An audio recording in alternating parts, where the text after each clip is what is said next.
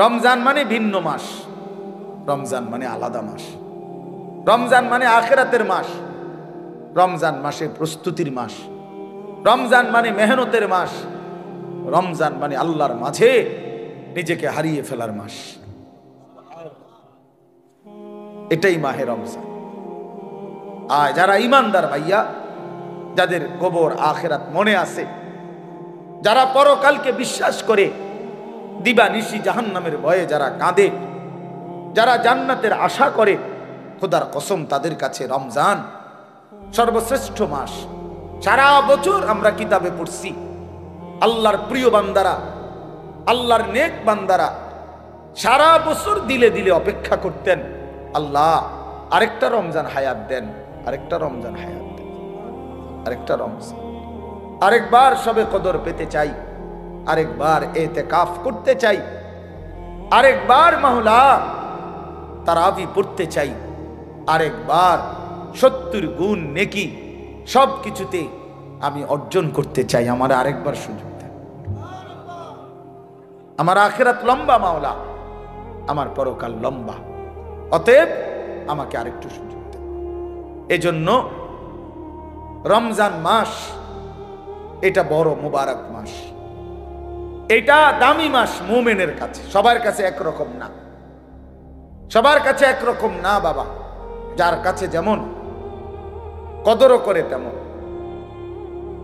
আমার একজন উস্তাদ আছেন হযরত মাওলানা মুফতি মুস্তফা মাহমুদি, কুমিল্লা বাগমারা লালমাই এলাকার অনেক বড় আল্লাহওয়ালা হুজুর, আমার উস্তাদ।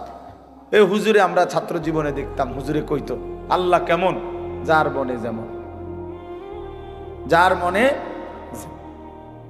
মনে যেমন, যে দিলে দিলে যেমন ভাবে আল্লাহ তাআলা তার আচরণও তার সাথে করে এমন। আনা ইনদা যন্নি আবদি বি, আল্লাহ নিজে বলেন হাদিসে কুদসিতে, আমি আমার বান্দার ধারণা অনুপাতেই তার সাথে আচরণ করি। আমার বান্দা আগেই কয়, আগেই বলে না সুদে না লইলে, কিস্তি না লইলে। আমার বান্দা নিজেই বলে না কেমনে সংসার চলবো, আল্লাহ বলে আমিও তারে এমনই বানায় রাখি, কারণ তুই তো আমার উপরে কোনো আস্থাই রাখো নাই। তুমি আস্থা রাখছো সুদের উপরে, কিস্তির উপরে, তো তুমি যেমন আমার আচরণও তেমন, আমার আচরণও তেমন।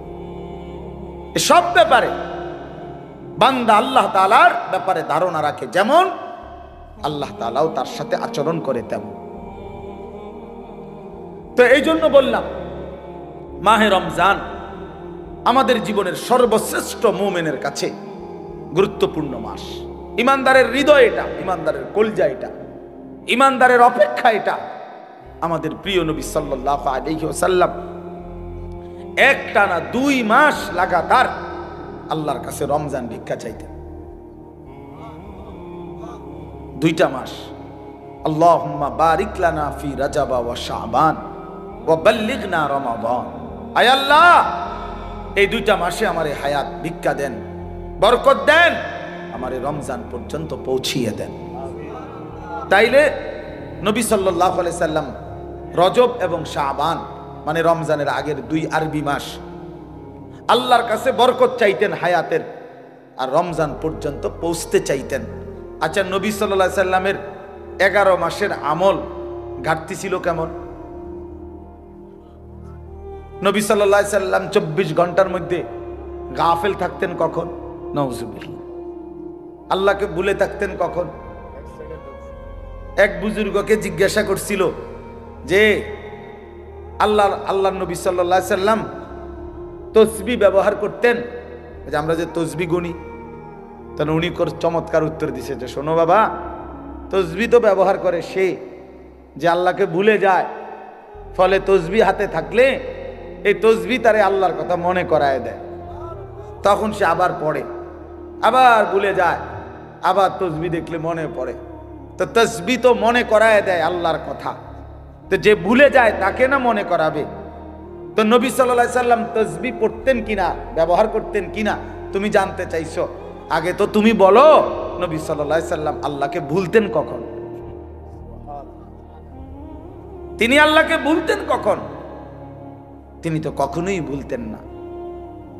কানা রাসূলুল্লাহ সাল্লাল্লাহু আলাইহি ওয়াসাল্লাম ইয়াযকুরুল্লাহ ফি কুল্লি আহইয়ানিহি। আম্মা জান আয়েশা রাদিয়াল্লাহু তাআলা আনহা বলেন, আল্লাহর নবী সাল্লাল্লাহু আলাইহি সাল্লাম সর্বদাই আল্লাহ তাআলার জিকির করতেন। তাইলে যিনি 11 মাস টানা আল্লাহর ইবাদতে পূর্ণ মনোযোগী থাকতেন, যিনি নবী নিজে বলছেন আনা আ'লামুকুম বিল্লাহ, আমি আল্লাহকে সবচেয়ে বেশি জানি চিনি, আনা আতকাকুম, আমি হচ্ছি তোমাদের মধ্যে সবচেয়ে বেশি আল্লাহকে ভয় করি। তাহলে যার তাকওয়া বেশি, যার ইলম বেশি, যার আমল বেশি, যার 11 মাসের বন্দিগি লাগাতার, সেই তিনি এর পরেও এত নেকি এত বন্দিগি থাকার পরেও নবীজি রমজানের অপেক্ষা করতেন 2 মাস। আর আমাদের 11 মাসের হালাত কি?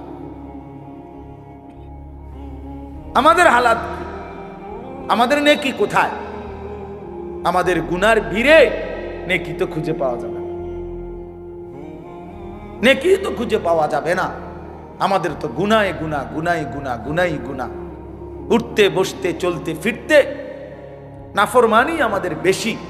অতএব আমাদের জন্য এর চাইতে বেশি রমজানের অপেক্ষা করা উচিত, কারণ রমজান আমার গুনাহ ধুয়ে মুছে সাফ করে দিবে, রমজান আমার নেকির পাহাড় জমায়ে দিবে। এই জন্য দয়া করে আমরা প্রত্যেকে ইনশাআল্লাহ, এই প্রথম কথা আমার, রমজানের জন্য দিল থেকে দোয়া করবেন, বলেন ইনশাআল্লাহ। এইটা হলো 1 নাম্বার কথা, 1 নাম্বার ডিউটি। এখন থেকে আর বাকি কয়টা দিন প্রত্যেক দিন আল্লাহর কাছে বলেন, আল্লাহ আর কয়টা দিন হায়াত ভিক্ষা দেন, আর কয়টা দিন হায়াত দেন, রমজান না দেখাইয়া আমারে কবরে নিয়েন না মাওলা। আমি রহমত মাগফিরাত নাজাত পেতে চাই, আমি 70 নেকি পেতে চাই, আমি সবে কদর পেতে চাই, আমি ইতিকাফ পেতে চাই, আমি রমজানের রহমত মাগফিরাত নাজাত পেতে চাই। আমারে এত কাছে আইনা 17-18 দিন সামনে রাইখা আমারে কবরে নিয়েন না। এটা আমাদের প্রথম দোয়া। 2 নাম্বার কথা হলো, আল্লাহ পাক রব্বুল আলামিন রমজানের গুরুত্ব বলতে গিয়ে এইখানে ডাইরেক্ট সরাসরি আল্লাহ নিজে বলছেন। এই আয়াতটা সূরা বাকারার 185 নম্বর আয়াত অংশ বিশেষ। আল্লাহ তাআলা বলেন, শাহরু রমাদান, এই যে রমজান মাস, শাহরু অর্থ মাস, রমাদান মানে রমজান। তো রমজান মাস, এই কথাটা আল্লাহ পাক এই মাসটার এতটা দাম যে আল্লাহ নিজেই এই মাসের নাম উল্লেখ করেছেন। এই কোরআনুল কারিমে আরবি 12 মাসের মধ্যে আর কোনো মাসের নাম কোরআনে নাই, শুধু এইটাই আছে। মুহররম, সফর, রবিউল আউয়াল, রবিউল সানি, আরো মাস আছে না আরবি, এগুলোর নাম নাই।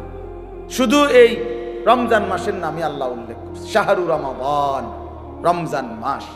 অতএব যেটা আল্লাহ উচ্চারণ করছেন সেটা দামি, দামি কিনা বলেন? 2, আমাদের নবীজির জবানে রমজান শব্দ উচ্চারণ হয়েছে কিনা? নবীজি বারবার বলছেন, ইজা দাখালা রমাদান, যখন রমজান আসে, ফুতিহাত আবওয়াবুর রাহমা আবওয়াবুল জান্নাহ, রহমতের সব দুয়ার আল্লাহ খুলে দেয়, জান্নাতের সব দুয়ার আল্লাহ খুলে দেয়। ওয়াগুল্লিকাত আবওয়াবুন নার, জাহান্নামের দরজা বন্ধ করে দেয়। ওয়াসুলসিলাতিশ শায়াতিন, শয়তানগুলোকে শেকলে বন্দী করে দেয়। এটা মজার বিষয় হইল, মনে করেন এদিক দিয়া ওই পাশ থেকে কোনোখান দিয়া বাইর হইবার কোনো ব্যবস্থা নাই, রাস্তা কেবল একটাই, আপনাকে এদিক দিয়ে বাইর হইতে হইব, ঢুকবেন কেবল এটাই, এদিক দিয়েই ঢুকতে হবে। তা আল্লাহ যেন রমজান মাসে জাহান্নামের সব দরজা বন্ধ করে দেয়, শয়তানগুলোকে শেকলে বন্দী করে ফেলে।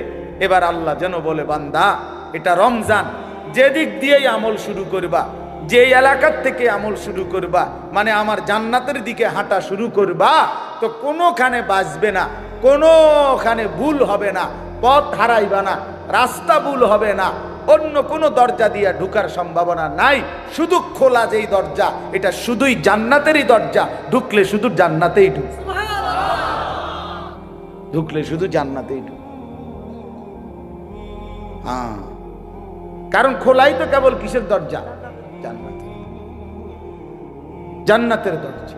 এজন্য রমজানে যদি কেউ ইবাদতে লাগে, বন্দিগিতে লেগে যায়, আল্লাহর হুকুম পালন, তো আল্লাহ তাআলা বলেন মাস শেষে শুধু কেবল জান্নাতেই ঢুকবা, জান্নাতেই ঢুকবা, জান্নাতেই ঢুকবা, জান্নাতেই ঢুকবা।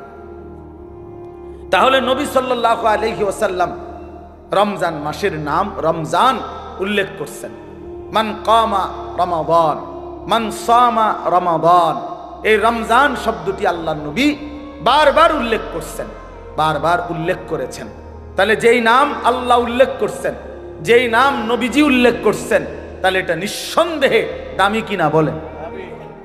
অতএব রমজান মাস আল্লাহর কাছে যেহেতু প্রিয়, রমজান মাস নবীর কাছে যেহেতু প্রিয়, আমি মোমেনের কাছেও রমজান প্রিয়। যা আমার আল্লাহর প্রিয় তা আমারও প্রিয়, যা আমার নবীর প্রিয় তা আমারও কি প্রিয়। এটা হলো এক। এবার আল্লাহ তাআলা রমজানের বৈশিষ্ট্য বলতেছে, আল্লাযী উনজিলা ফীহিল কোরআন। রমজান এটা সেই মাস যেই মাসে আমি আমার শ্রেষ্ঠতম কালাম কোরআন নাজিল করেছি। তাহলে রমজান মাস সেই মাস যেই মাসে কোরআন নাজিল হয়েছে। তাহলে রমজান কোরআন, রমজান কোরআন, এটা একদম কাগজের এই পিঠে, এই পিঠে যদি লেখা থাকে রমজান, ওই পিঠে দেখা যাবে লেখা আছে কোরআন।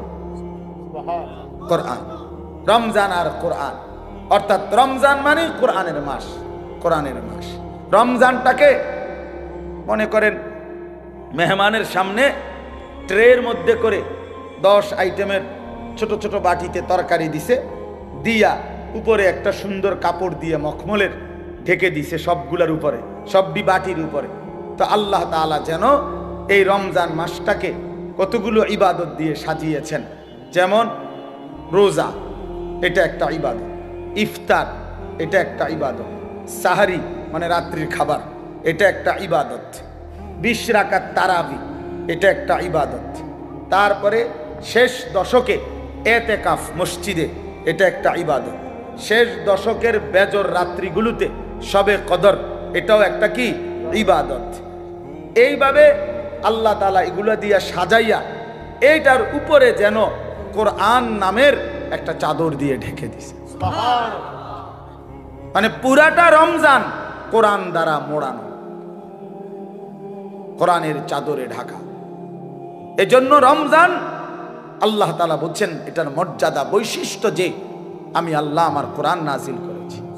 কোরআন নাজিল করার কারণে রমজান দামি, দামি। কেমন কোরআন? হুদাল লিন্নাসি ওয়া বাইয়িনাতিম মিনাল হুদা ওয়াল ফুরকান। আল্লাহ বলেন কোরআন হচ্ছে বিশ্ব মানবতার হেদায়েত এবং হেদায়েতের স্পষ্ট পথ নির্দেশিকা, মানে কোনো বিষয় অস্পষ্ট নাই। ওয়াল ফুরকান, কোরআনই হচ্ছে সত্য মিথ্যা, ন্যায় অন্যায়, জায়েজ না জায়েজ, উচিত অনুচিতের মাপকাঠি। কোনটা করা উচিত, কোনটা ছাড়া উচিত, কোনটা ন্যায়, কোনটা অন্যায়, কোনটা উচিত, কোনটা অনুচিত, আল্লাহর কসম এটা একমাত্র কোরআনই সিদ্ধান্ত দেয়। আমার রসুলের সুন্নাহ হাদিসই শিক্ষা দেয়। এই জন্য কোরআন সুন্নাহ থেকে যে বঞ্চিত, কোরআনের জ্ঞান যে পায় নাই, রসুলের হাদিস যে শিখে নাই, আল্লাহর কসম সে ন্যায় অন্যায় চিনতেই পারে না। কোরআনবিহীন সভ্য হয় না, কোরআনবিহীন আখলাক হয় না, হতেই পারে না। পৃথিবীর আর কোনো বই দিয়া হবে না, হালাল হারাম বুঝবে না। পড়ে তো উচ্চ শিক্ষিত, কথা তো বলে শুদ্ধ, রেজাল্টও খুব ভালো, শব্দ উচ্চারণ চমৎকার, কিন্তু আজকে 5 বছর একটা মেয়ের সাথে সম্পর্ক, হাঁটে চলে মেয়ের সাথে, এটা যে হারাম এইটাও তার আন্দাজের মধ্যেই নাই। কারণ কোরআনের জ্ঞান না থাকার কারণে, কোরআন না থাকার কারণে হালাল হারামের পার্থক্য বুঝার অন্য কোনো জ্ঞান তার কাছে নাই। এই জন্য কোরআনই একমাত্র মানুষকে ন্যায় অন্যায় শেখায়। ওয়াল ফুরকান। আমরা চ্যালেঞ্জ করলাম, আমি চ্যালেঞ্জ করলাম, তোমরা ছেলেরা যারা স্কুলে পড়ো, কলেজে পড়ো, ইউনিভার্সিটিতে পড়ো, প্রিয় বন্ধু চলো সিদ্ধান্ত নিয়ে তুমি দেখাও যে কোরআনের মতো আরেকটি কিতাব বই আছে যেখানে সত্য মিথ্যা, আলো অন্ধকার, ন্যায় অন্যায়, হালাল হারাম শিখায়। আমার জীবনের করণীয় কি, বর্জনীয় কি, আমার জীবনের উচিত কি, অনুচিত কি, আমি কি করা উচিত, আমি কি বর্জন করা উচিত, এটা শিখায় এমন কোন বই আল্লাহর জমিনে নাই কোরআনবিহীন, হাদিসবিহীন, নবীর তরিকা বিহীন নাই, এটা নাই হইতে পারে না। আমরা পড়ছি জেনারেল লাইন, আমি তো কুমিল্লা ভিক্টোরিয়া কলেজ থেকে মাস্টার্স পাস করছি, জেনারেল লাইনের পুরা পড়ালেখা করছি, সায়েন্স বিজ্ঞান বিভাগ থেকে তো এসএসসি পাস করছি, বিজ্ঞান পড়ছি আমি। অতএব বলো ভাইয়া, ভালো রেজাল্ট করছি আলহামদুলিল্লাহ, সব রেজাল্ট ভালো।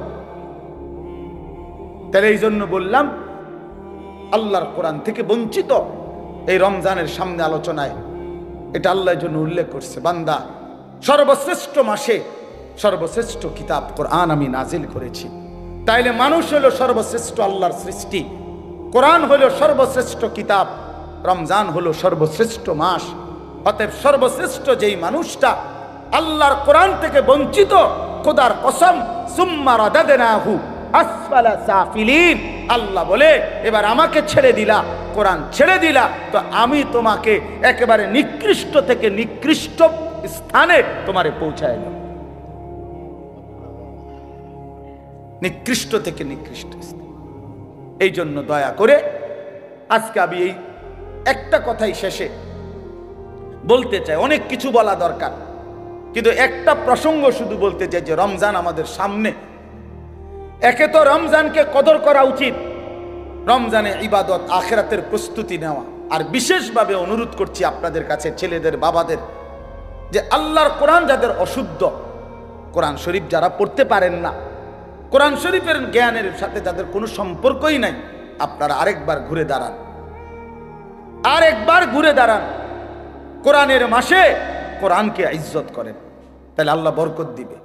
যার কোরআন, আপনার বয়স 90 বছর হোক আর 9 বছর হোক, ছেলেরা বাবা তোমরাও, পর্দার আড়ালের মা বোনরাও, বয়স্ক বাবারাও, আমরা প্রত্যেকেই রমজান আমাদের সামনে, সবাই সবার সুবিধা মতো ইমাম সাহেবের কাছে, কোন আলেমে দ্বীনের কাছে, কারো না কারো কাছে আল্লাহর কোরআন শিখেন, কোরআন শরীফ সহি শুদ্ধ করেন। এটা উচিত, এটা ইনসাফ বাবা, এটা ইনসাফ। কোরআনের জ্ঞান যার মধ্যে নাই, 60 বছর 30 বছরে যে আল্লাহর কোরআন দেখে দেখেও পড়তে পারে না, আহা বন্ধু, তার আফসোস ছাড়া জীবনটা আর কিছুই হইতে পারে না, আর কিছুই হইতে পারে না। ওই মানুষটা নিয়ে আসুন, চেয়ার দেন, চেয়ার, ওই চেয়ারটা দেব না, বসো। তাইলে আল্লাহ তাআলা বলছেন হুদাল্লিন নাস, কোরআন মানুষের হেদায়েত, ওয়া বাইয়িনাতিম মিনাল হুদা, হেদায়েতের স্পষ্ট বাণী, ওয়াল ফুরকান, সত্য মিথ্যা, ন্যায় অন্যায়, হালাল হারামের পার্থক্যকারী বিহীন আলো মেলে না। আপনাদের বাবাদেরকে বলি, আপনারা যারা কোরআন থেকে সন্তানকে বঞ্চিত করছেন, তারা আপনাদের সন্তানকে আপনারা ক্ষতিগ্রস্তই করেছেন। আলো থেকে বঞ্চিত করছেন, আলো থেকে বঞ্চিত করছেন। বাকি পড়ালেখাগুলো ভালো, বাদ দিতে বলি নাই, কিন্তু এগুলো না হইলেও ভাত মিলত, এগুলো না হলেও ভাত মিলত। দুনিয়া এমনিই মিলে যায়। কত মূর্খ বকলম, নাম দস্তখত করতে জানে না, টিপসই দেয়, টিপসই। এমন মানুষ হাজার হাজার কোটি কোটি টাকার মালিক এমন নাই? তো তে আনলো কোত্থেকে? এই মূর্খে আনলো কোত্থেকে টাকা? এগুলা হেতেও তো দুনিয়া ভোগ করে। কথা বলেন, তার কি নাই? বাড়ি গাড়ি, নারী, ক্ষমতা, প্রভাব, প্রতিপত্তি সবই তো আছে। তাহলে দুনিয়া এমনি ভোগ করা যায়। যে বুবা, দেখেন, যে বুবা মানুষ, বুবা বাস্তবিক অর্থেই বুবা, সেও তো দুনিয়া ভোগ করে, করে না? সেও তো ভাত খায়, মাছ খায়, পেশাব করে, ঘুমায়, তারও তো বাচ্চা কাচ্চা হয়, হেতেও তো বিয়া করে। তাহলে দুনিয়া তো বুবায়ও ভোগ করে। তাহলে বোঝা গেল আল্লাহর কোরআন যেই জবান পড়তে পারে না, বাকি কথা এগুলো না কইলেও সে দুনিয়া ভোগ করতে পারত, দুনিয়া ভোগ করতে পারত। এই জন্য বন্ধু, দুনিয়া তো বেঈমানও ভোগ করে, দুনিয়া তো মূর্খও ভোগ করে, দুনিয়া তো বুবাও ভোগ করে, দুনিয়া তো জন্তু জানোয়ারও ভোগ করে, কিন্তু আখিরাত, অনন্তকালের পরকাল, খোদার কসম, কোরআন ছাড়া, নামাজ ছাড়া, সেজদা ছাড়া, আল্লাহর হুকুম মানা ছাড়া, আখিরাতার পরকালে চোখটা বন্ধ হলে কবর থেকে নিয়ে অনন্তকাল আর কোনোদিন কোনো দিন কোনো নাফরমান বেঈমান পাপী এক ঢোক আর পানিও মিলবে না, এক লোকমা খাবারও মিলবে না। হ্যাঁ, দুনিয়া তো আজ এমনি মিলছে, ইমান না থাকলেও তো দুনিয়া মিলে, কাফের বেঈমানও তো দুনিয়া ভোগ করে মিয়া। অতএব এই আমার শেষ কথা, দয়া করে এটা ভাবতে শিখেন। আমার পরম শ্রদ্ধেয় হযরত মাওলানা মুফতি দ্বীন মোহাম্মদ আশরাফ সাহেব দামাত বারাকাতুহুমুল আলিয়া, তিনি এসেছেন, কথা বলবেন। নওজোয়ান ছেলেরা, তোমরা তোমাদের এই হাতের মোবাইলগুলো নামাও। একজন ছেলেও হাতে মোবাইল ধরে কোনো রেকর্ড ভিডিও করা যাবে না, আমি এটা পরিষ্কার নিষেধ করলাম। যার পছন্দ হবে না তুমি চলে যাও, এ কথা মানার যদি ইচ্ছে না হয় তাহলে বের হয়ে গেলে ভালো, সুযোগ দিলাম। আর নাই তো আমি কিন্তু উঠাই দেব। এই জন্য দয়া করে ভাইয়া ধমক শুনো না, একজনও মোবাইল বন্ধ করেই শুনতে হবে।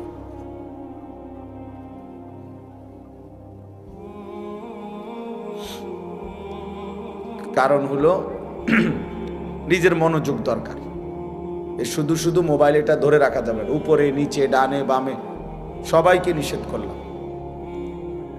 যার অসুবিধা হয় আপনি চলে গেলে ভালো, আমার কোনো আপত্তি নেই। কিন্তু সারাক্ষণ মোবাইল নিয়ে ব্যস্ত থাকা উচিত না, কিছুটা সময় নিজেকে আলাদা করা উচিত, এতে মনোযোগ হয়, আন্তরিকতা বাড়ে, আল্লাহর কথার প্রতি দিল জমে, মনোযোগ সৃষ্টি হয়, অনুভূতি জাগে, বিবেক জাগে, আস্তে আস্তে নিজের পরিবর্তন নসিব হয়। আমি যদি আমার খামখেয়ালির উপরেই থাকি তাহলে পরিবর্তন হবে কিভাবে? আমি যদি আমার অবহেলা অমনোযোগিতার মধ্যেই থাকি তাই তো হবে না। একটা জগ, বালতি, গ্লাস এটা যদি উল্টা করে রাখে তো এইবার এটার উপরে আটলান্টিক মহাসাগরের সবগুলো পানি দিলেও তো এটা পুড়বে না, কারণ এটা তো উল্টো। আল্লাহ নবী সাল্লাল্লাহু আলাইহি ওয়াসাল্লাম বলছেন, এটা হাদিসের মধ্যে আছে, কিছু মানুষের দিল কালকুজে মিরবাদান, উল্টা গ্লাসের মতো, উল্টা জগের মতো, যে যার দিল উল্টে গেছে, যার কলিজা উল্টে গেছে, ফলে আর এর মধ্যে কোনো কথাই আসর করে না। আল্লাহর কথা, কোরআনের কথা, নবী সাল্লাল্লাহু আলাইহি ওয়াসাল্লামের কথা কোনো প্রভাব ফেলে না, কোনো অনুভূতিই জাগে না। কারণ আসলে জাগবে কোথায়? দিল তো উল্টে গেছে। এজন্য হাদিসের মধ্যে আছে, আল্লাহর নবী সাল্লাল্লাহু আলাইহি ওয়াসাল্লাম 5 ওয়াক্ত নামাজের পরে নবীজি বিশেষ যেই দোয়াগুলো করতেন এর মধ্যে একটা দোয়া এটা, ইয়া মুকাল্লিবাল কুলুব সাব্বিত কলবি আলা দীনিকা। এটার অর্থ হলো, আপনারা এদিকে তাকান, ওরা এত জনেরই ঠিক করে পারতেন না, যা আছে জায়গা তাই, আর কি জায়গা বানাইবো বেটারা, খালাস। আপনারা যারা বসছেন আপনারা মনোযোগ, ওনারা কেমনে বসবে এটা ওনারা চিন্তা করুন।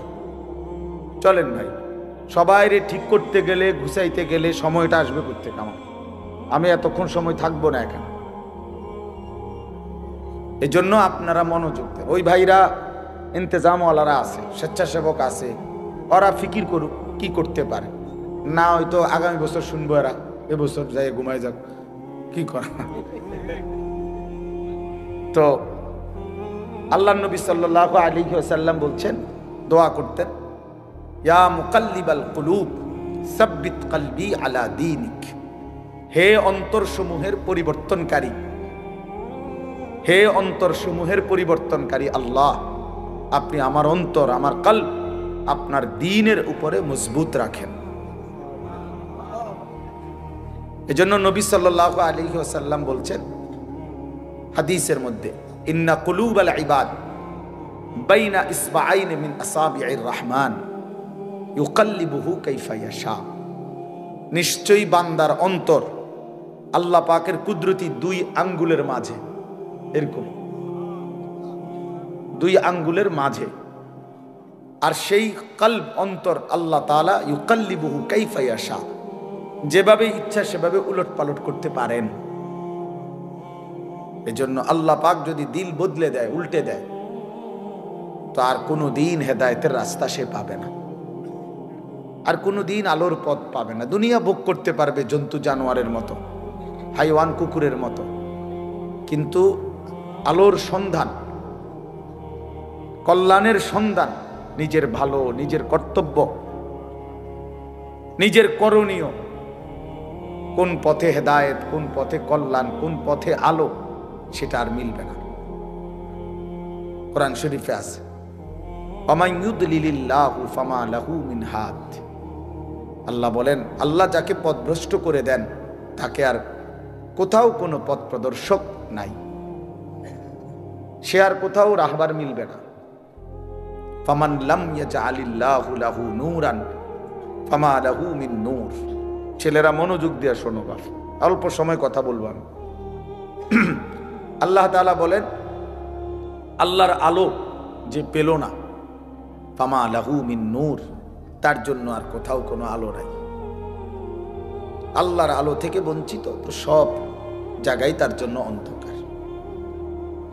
আল্লাহ তাআলা কোরআনুল কারীমের মধ্যে বলছেন, যারা নাফরমানি করছে তাদের সারা জিন্দেগীর যাবতীয় কাজকর্ম কারামাদিন ইশতাদ্দাত বিহির রিহু ফি ইয়াউমিন আসিফ, ওই রকম ছাইয়ের স্তূপের মতো, যেখানে কোনো ব্যক্তি ছাই বোঝেন তো না, চুলার লাকড়ির ছাই, সালি আর কি, যেটা এই ছাইয়ের স্তূপ দিছে রাস্তার এখানে, মনে করেন অনেক ছাইয়ের স্তূপ, হঠাৎ করে একটা জোরে বাতাস আসছে, এক বাতাসে ছাই উড়ে ছিন্ন ভিন্ন হয়ে গেছে, আর কোনো নাম নিশানা নাই। আল্লাহ নবী সাল্লাল্লাহু আলাইহি সাল্লাম বলেন, নাফরমান বেঈমান পাপীর যাবতীয় আমল কর্মকাণ্ড সবকিছু এরকম স্তূপকৃত ছাইয়ের মতো, যেটা একটা বাতাস এসে এক নিমিষে উড়ায় দিছে, আর কিছুই নাই তার।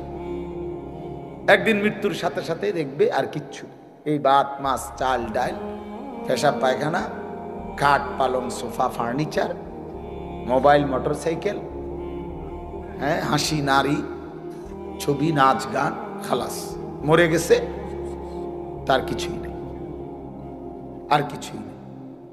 এরপরে কবরে গিয়ে দেখবে কিছুই নেই, কিছুই আর নেই। এই জন্য বাপ, এটা গুরুত্বপূর্ণ বিষয়। যেমন না হওয়া, যে আল্লাহ আমার দিল উল্টায় দিছে, এমন পাষাণ না হওয়া যে আমার অন্তরে কোনো কথাই ঢোকে না, এটা ভাবলেই বোঝা যায়। মানুষ প্রত্যেকেই অনুভব করতে পারি, আমরা নিজের দিলে নিজেই বোঝাপড়া করতে পারি যে আসলে আল্লাহর কথা আমার দিলে কেমন লাগে, আখিরাতের কথা বললে আমার অন্তরের অবস্থা কেমন হয়। কবরের কথা, কবর দেখলে, মৃত্যু দেখলে, লাশ দেখলে, জানাজা দেখলে আমার কলিজার মধ্যে কোনো অনুভূতি জাগে কিনা, হৃদয়টা নরম হয় কিনা। রাসূলুল্লাহ সাল্লাল্লাহু আলাইহি সাল্লাম বলছেন, আমি তোমাদের কাছে দুইটা জিনিস রেখে যাচ্ছি নসিহত হিসাবে, তারাকতু ফীকুম আমরাইন ওয়াইজাইন, উপদেশ হিসাবে দুইটা জিনিস রেখে যাচ্ছি। একটা হলো কোরআন, যেটা নাতিক, যেটা উচ্চারণ করে, মানে তুমি পড়লেই কোরআন থেকে উপদেশ পাইবা। আরেকটা হলো, নবীজি বলছেন, আমি আরেকটি উপদেশ তোমাদের জন্য রেখে যাচ্ছি, যেটা কোনো আওয়াজ করে না, নিশ্চুপ, কিন্তু তোমাদেরকে উপদেশ দেয়। সেটা কি? আল মাউত, মৃত্যু। মৃত্যু, প্রতিটা মৃত্যু তোমাকে নসিহত করে যে এর পরের জানাজা আমার, এর পরের এলান হয়তো আমার, এর পরের ঘোষণা আমার। এজন্য মৃত্যু একটা নসিহত, কাফা বিল মাউতে ওয়াইজান। নবী সাল্লাল্লাহু আলাইহি সাল্লাম বলেন, ওয়াজ নসিহতের জন্য, উপদেশ জন্য মৃত্যুর স্মরণ এটাই যথেষ্ট।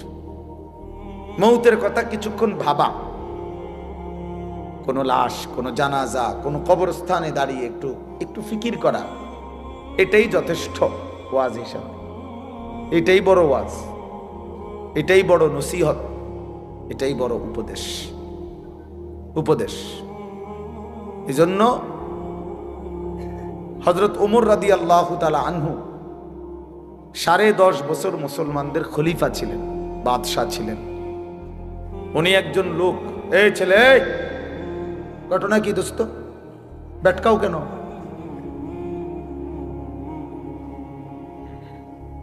ফাজলামি করলে চলে যাও, আরো দুজন মানুষের জায়গা দাও, বেচারা কষ্ট করে দাঁড়ায় রয়েছে। কি ভাবছো দোস্ত? এর খামখেয়ালির জায়গা না। চেনো না আমারে? কোনো সময় দেখছো না? দুষ্টামি করো না, রসিকতা আমি পছন্দ করি না বাপ। তোমারে আমি তো এখতিয়ার দিছি যে তুমি চলে যাও, কোনো অসুবিধা কি আমার? আমি বাস্তবিক অর্থ শ্রোতা গণি না, এটা সবাই জানে। আজকে 22 বছর 21 বছরের জীবনে আমি কম হোক বেশি হোক আমার এতে কোনো আপত্তি নেই, আসলেই না। আমি এটা কোনো বিষয় মনে করি না। জনপ্রিয় অজনপ্রিয় এটি কোনো কথা না, বুঝেন নাই? এটা কোনো কথা না। একারে 10 কোটি মানুষ আমার চিনছে, তো কি আমার কবর রাজার মাপ? বুঝেন না আপনি? তো আর কি, আরে চিনলেই কি আর না চিনলেই কি? আমার আল্লাহ আমারে মাফ করবে কিনা এটা হলো আমার চিন্তা। আপনি একারে সারা বাংলাদেশ আমার মাথা তালগি দিয়ে নিলে কি, এরপরে কি আমি কি হবে এতে? তাইলে এটা কোনো কথা না, এটা কোনো বিষয়ই না, এটা কোনো মূল বিষয় না। লোক হইছে, লোক হয় নাই, এইটা কোনো আলোচ্য বিষয়। আল্লাহর কথা বলতে পারা এটাই সৌভাগ্য, শুনতে পারা এটাই সৌভাগ্য, আয়োজন করতে পারা এটাই সৌভাগ্য। কয়জনের জন্য কয়জনে শুনছি, কয়জনের বলছি, এত কিছু আমার দরকার। আল্লাহর কথা বলতে থাকা, যেখানে সুযোগ হয়, যতক্ষণ সুযোগ হয়, উপরে নিচে, এখানে সেখানে, দুয়ারে দুয়ারে বলতে থাকা। এবং আল্লাহর পথে যত ব্যথা, যত বেদনা, যত দুঃখ, যত অপমান, যত লাঞ্ছনা, সব সয়ে যাওয়া। কবি আরশ পর, কবি ফরশ পর, কবি উনকে দর, কবি দর বদর, গমে आशिकी तेरा शुक्रिया, मैं कहां कहां से गुजर गया। আল্লাহর পথে সব বেদনা, সব অপমান, আল্লাহ তবুও তোমার শুকরিয়া। তোমার কথা বলতে গিয়েই বেইজ্জতি হয়েছি, অসুবিধা কি? গমে आशिकी तेरा शुक्रिया, मैं कहां कहां से गुजर गया। আমি কই থেকে কই ছুটে গেলাম, তোমার জন্যই ছুটলাম, তোমার জন্যই ছুটলাম, তোমার কথাই ফেরি করলাম। গতকালকে আমি রাত্রে শেষ যখন বয়ান শেষ করছি, লাস্ট রাতের 1:20 বাজে। হ্যাঁ, শুরু হয়েছে জোরের পর থেকে। কোথায় গেছি, কতক্ষণ করছি, কি কিচ্ছু আমার হিসাব কিতাব। চলছো তো চলো ভাইয়া, বলতে থাকো, খালাস। এই জন্য বললাম দোস্ত, আমার রাগ হইও না, খামখেয়ালি করাটা আমি পছন্দ করি না। আমার কথা হলো কম হোক, মনোযোগ দিয়ে শোনো, এতে বরকত। একদিনে তুমিও বদলাইতা না আমি জানি, কিন্তু আন্তরিকতা থাকলে, মনোযোগ থাকলে একদিন সত্যি সত্যি আল্লাহ চাইলে বদলে যাবে। 100 খুনের আসামি আল্লাহর ওলি হইছে, বেশ্যা পতিতা নারী সেও আল্লাহর ওলি হইছে, তুমি হইতা না। জগৎ বিখ্যাত ডাকাইতো কি হইছে, আল্লাহ ওয়ালা হইছে, তুমি হইতা না। তুমি তো এর চাইতে খারাপ হয়ে যাও নাই, তো তুমিও ভালো হয়ে যাবে ইনশাআল্লাহ। কিন্তু আন্তরিকতা দরকার, দিল দরকার, আল্লাহর কথার প্রতি মনোযোগী হওয়া দরকার, আল্লাহর কথার প্রতি মনোযোগী হওয়া দরকার। এই জন্য আমি এটা একটু শক্ত। আমার কথা হলো শতভাগ মনোযোগ দিয়ে। এই যে আমি এই জন্য মোবাইলের কথা বলছি, অর্থাৎ মোবাইল ধরে রাখলে না হাতে সারাক্ষণ নজর যায় ওটার দিকে, মানে একটু পর পর এটা মনে পড়ে, এটা তো ওদের নি, একবার ছোট করে, একবার বড় করে, একবার একটু চাপ দেয়, একটু নিচে দেয়, মানে দেখবেন মানে বেচারার টেনশনটা কাজ করে কি। তো এটারে তো তুমি অনেক কিছু করলা, কিন্তু তোমার নিজের কলিজার মধ্যে কি ঢুকছে এটা কও। মোবাইলের একবারে ছবিটা সুন্দর উঠছে, আওয়াজটা ক্লিয়ার উঠছে, সব ঠিক আছে, তো এটা দিয়ে কি লাভ হইল?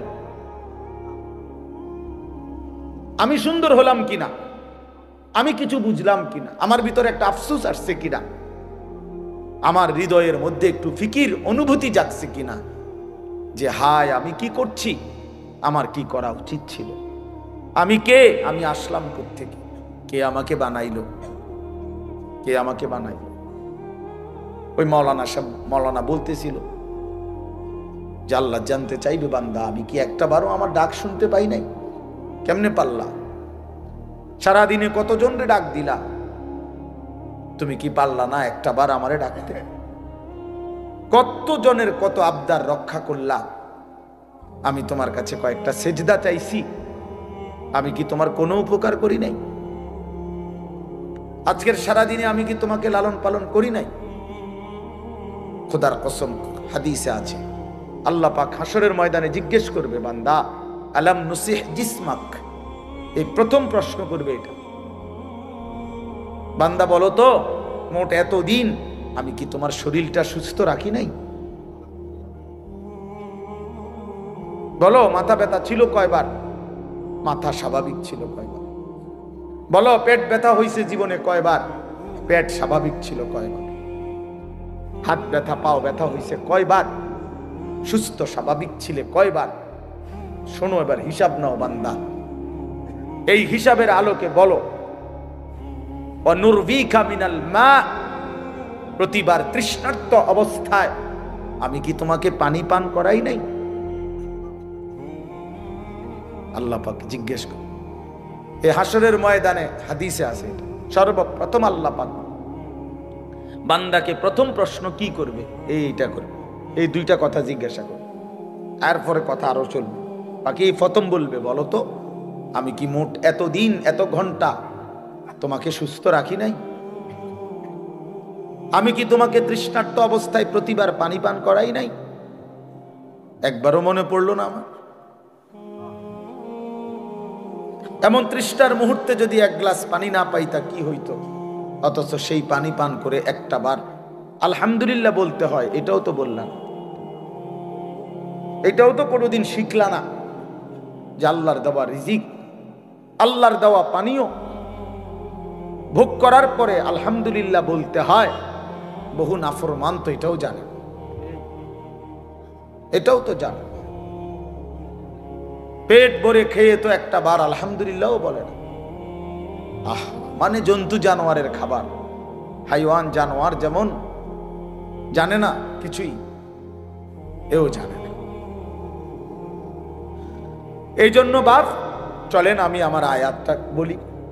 তাহলে আমার বলার উদ্দেশ্য হলো আমরা এই কথা হৃদয় দিয়ে অনুভব করা, আমাদের আখিরাত আছে, আমাদের পরকাল আছে, আমাদের মৃত্যু পরবর্তী একটা জিন্দেগি আছে, এটা নিশ্চিত, এটা সত্য, শতভাগ সত্য। কবর, হাসর, মিজান, ফুলসেরাত, জান্নাত, জাহান্নাম, এটা সত্য বাপ। যদি মিথ্যা হইতো 1450 বছরে গবেষণা কইরা বিভিন্ন দার্শনিক পণ্ডিতরা অনেক তথ্য বের করতো যে এই এই আলোকে এটা প্রমাণিত হলো যে এটা মিথ্যা। কিন্তু কোনো কাফের বেঈমানও আজ পর্যন্ত পরকালের কোনো বিষয়কে মিথ্যা প্রমাণিত করতে পারে নাই। কোরআনুল কারীমের একটি অক্ষরকে যেহেতু ভুল প্রমাণিত করতে পারে নাই, অতএব আখিরাত সত্য।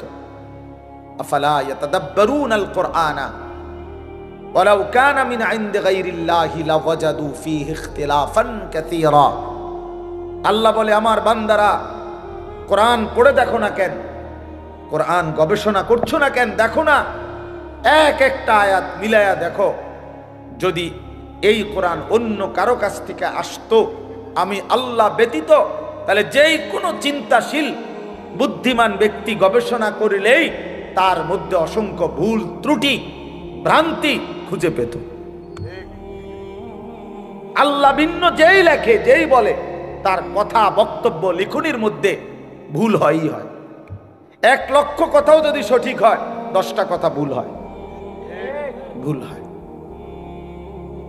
আমরা একেবারে আমগো যে কোনো ওয়াইজেরও আমনে যদি খেয়াল করে এখন আপনি হয়তো কইতে পারবেন যে হুজুর এই শব্দটা এমনি না কইলে ভালো হইতো, এটা এমনি কইলেও পারতো। কথা বোঝেন নাই আমার, আমি হয়তো বুঝছি এমনি কইছি, আপনার বিবেচনায় যে না এটা এমনি কইলেও পারতো।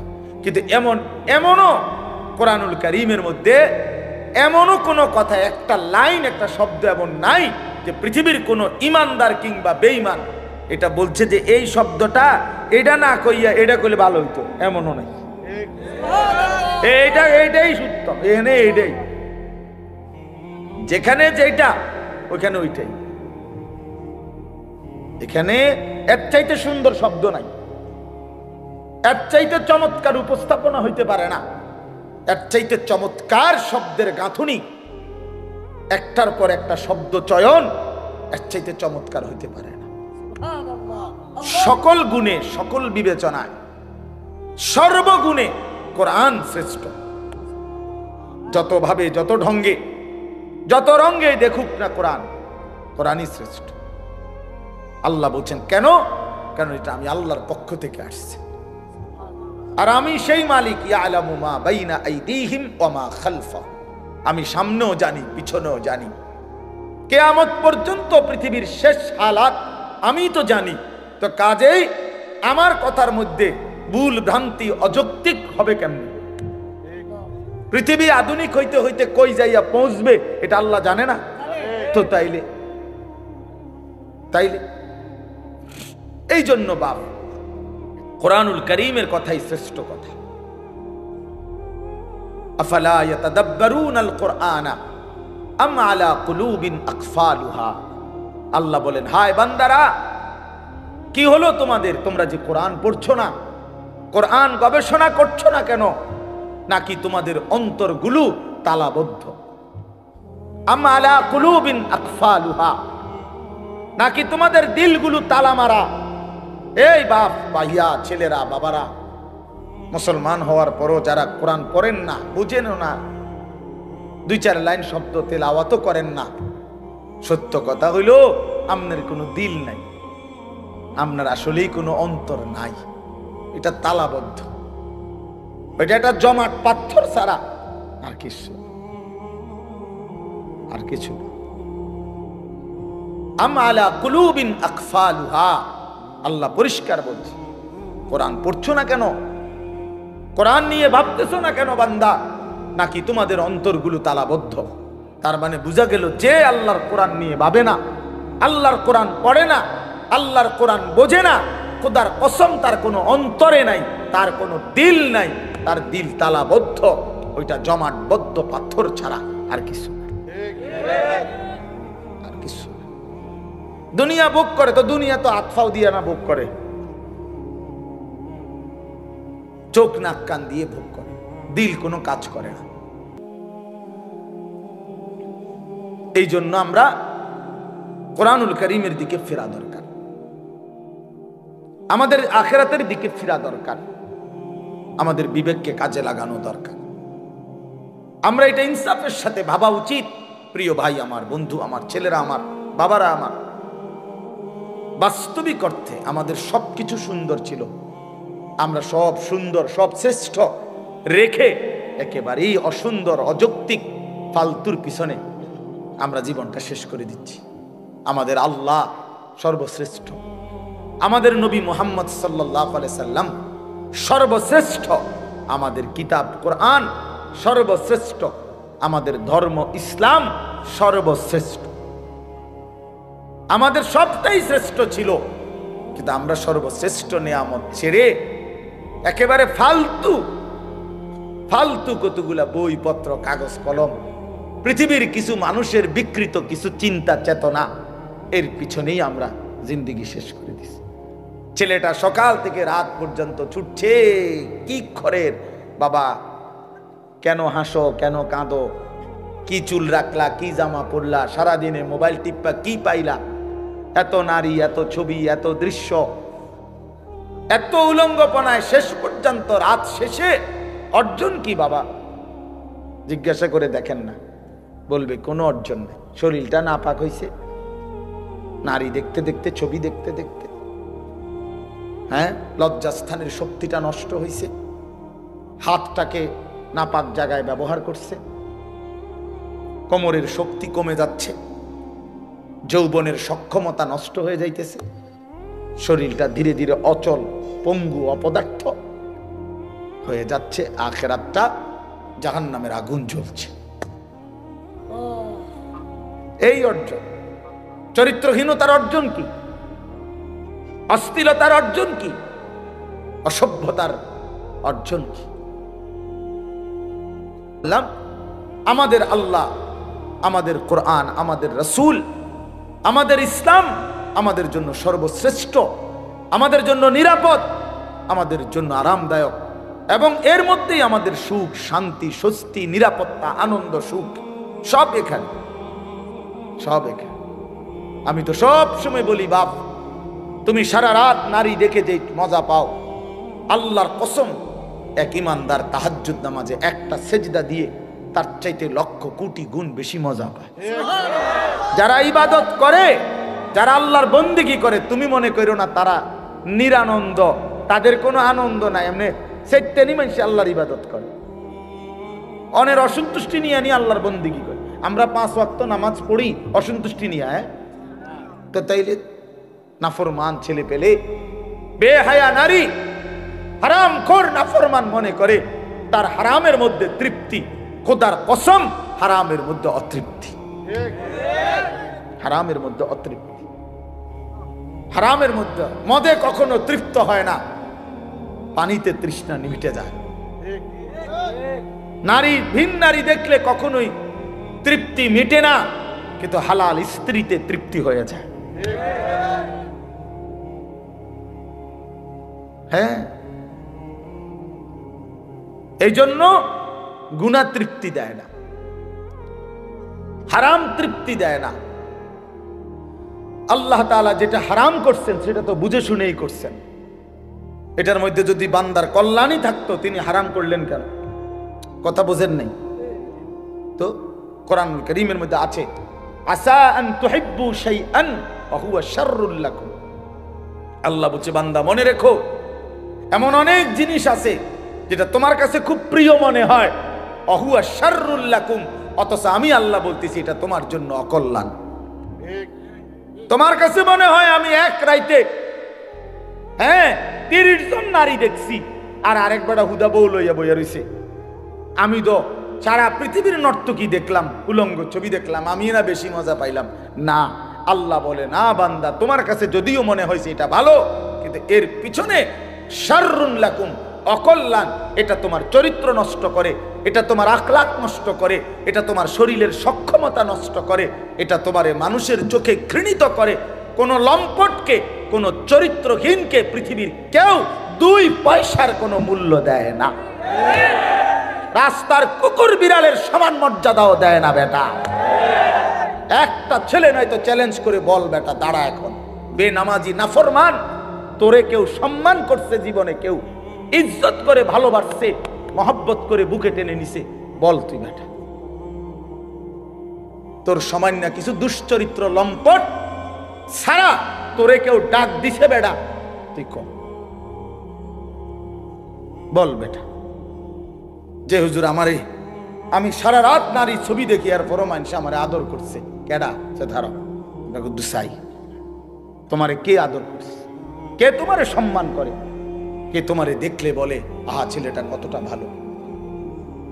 না না, মানুষ আলোকে আলোই বলে, অন্ধকারকে মানুষ অন্ধকারই বলে, রাতকে মানুষ রাতই বলে, দিনকে মানুষ দিনই বলে, সাদাকে সাদাই বলে, কালোকে কালোই বলে। অতএব বাটপার সিটার রে মানুষ বাটপার সিটারই করে। হ্যাঁ, আমনে সুদখোর, আমনের মানুষে দেখলে গো মাশাআল্লাহ জোনায়েদ বাগদাদি নাও,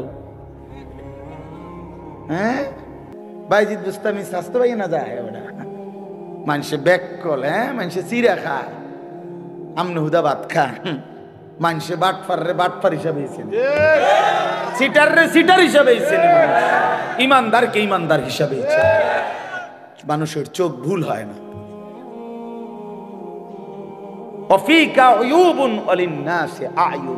আরবি ভাষার প্রবাদ এটা, আরবি ভাষায় বলে আর কি, ওয়াফিকা উয়ুবুন ওয়ালিন্নাসি আয়ুনুন, তোমারও দোষ আছে মানুষেরও চোখ আছে। এটা একটা আরবি প্রবাদ। তোমারও কি আছে? মানুষেরও চোখ আছে, চোখ চোখ আছে। কেমনে আড়াল করবা? রাইতের অন্ধকারে গুনাহ করে। আল্লাহর নবী বলছে, খোদার কসম নবী বলছে, উম্মত অন্ধকারের একাকিত্বের গুনাহ দিনের আলোয় আল্লাহ চেহারায় ভাসিয়ে দেয়। এই জন্য মানুষ দেখলেই বুঝে তারে দেখতে চোরের মতো লাগে। কিরে তারে দেখতে দি ফুটতে ঘরের মতো মনে হয়, হ্যাঁ তাদের গতিবিধি সন্দেহজনক, তারে দি বাবা ঘরের মতো না মনে হয়। কে ঘটনা কি? তার বাবা তো আলগা খাইছে, কথা বোঝেন না। বাবা তো খাইছে কি গোপনে, গোপনে খাইছে না তো তো এখন বুঝা যায় কেমনে? হ্যাঁ মানুষ তাহলে বলে কেন? মানুষের চোখে এটা ধরা পড়লো কেন? এটা আল্লাহ তাআলা এই নাফরমানের চেহারার মধ্যে গুনার চিহ্ন ভাসায় দেয়। এজন্য বাবা তোমরা যারা নামাজ পড়ো না, আমি দাঁড় করাই দেই, আমি তো এখন দাঁড় করাইতে পারবো এখানে। তোমরা যারা নামাজ পড়ো না, এই অসভ্যদেরকে তো আমি এখন দাঁড়াইতে পারবো। বেনামাজি তো অসভ্য, বেনামাজি তো নির্লজ্জ, বেনামাজি তো বেহায়া, বেনামাজি তো হাইওয়ান, বেনামাজি তো জানোয়ার, বেনামাজির জিন্দেগি তো কুত্তার জিন্দেগি। কোরআন শরীফে বলছে, কোরআন শরীফ, ওয়াত্তাবাআ হাওয়াহু ফামাসালুহু কামাসালিল কালব। আল্লাহ বলছে মনের ইচ্ছা মতো যে চলে তার উদাহরণ কুত্তার মতো। কোরআন শরীফের আয়াত। হ্যাঁ হ্যাঁ মনে রাখো বাবা, যার কপালে সেজদা নাই তোমার জীবন কুত্তার জীবন, কুত্তার জিন্দেগি, কুত্তার জিন্দেগি। এই জীবন কুকুরের জীবন, এই ঘুম কুত্তার ঘুম, এই খানা কুকুরের খানা, এই ভোগ কুকুরের ভোগ। কুকুর যেমন লজ্জা শরম নাই, যত্র তত্র তার জেনা ব্যভিচার করে, তোমারও কোনো লজ্জা শরম নাই, যাকেই দেখো তাকেই দেখতে মন চায়। এই জীবন কুকুরের জীবন। কোরআন শরীফ আল্লাহ বলছে ফামাসালুহু কামাসালিল কালব। কালব অর্থ কি? কুকুর, কুকুর, কালবুন অর্থ কুকুর। আল্লাহ আমাদেরকে বুঝ দান করেন। আমি যে আয়াতটা পড়ছি, মাহে রমজান, আমাদের সামনে রমজান আর মাত্র 18-19 দিন, 10 তারিখ আজকে চলে গেছে। তাহলে পহেলা মার্চ যদি রমজান হয় 18 দিন, 2 মার্চ যদি রমজান হয় 19 দিন। এই 18 থেকে 19 দিন আমাদের সামনে আর বাকি। মাহে রমজান, মাহে রমজান। এক মুমিনের যদি ফিকির করো, বাপ আমি এতগুলো কথা শক্ত বলছি, এতগুলো কথা কঠিন করে বলছি বাবা, এবার যদি আমরা ফিকির করি, না আসলেই আমি কেন জানোয়ার হব, আমি কুকুর হব কেন? আমি মুসলমান, আমার একটা আত্মমর্যাদা আছে বাবা, আমার একটা আত্মসম্মান আছে, আমার একজন আল্লাহ আছে, আমার একজন নবী আছে, আমার একটা মা আছে, আমার একজন বাবা আছে। আমি মারে কেন বেইজ্জতি করব? বাবারে কেন অপমান করব? আল্লাহকে কেন অবহেলা করব? এতটুকু যদি ভাবনা হয়, নিজেদের জীবন যদি ইমানের জীবন, মুসলমানের জীবন আমার মনে পড়ে, তো সেই জীবন গড়ে তোলার, সাজিয়ে তোলার সর্বশ্রেষ্ঠ মৌসুম, সিজন মাহে রমজান।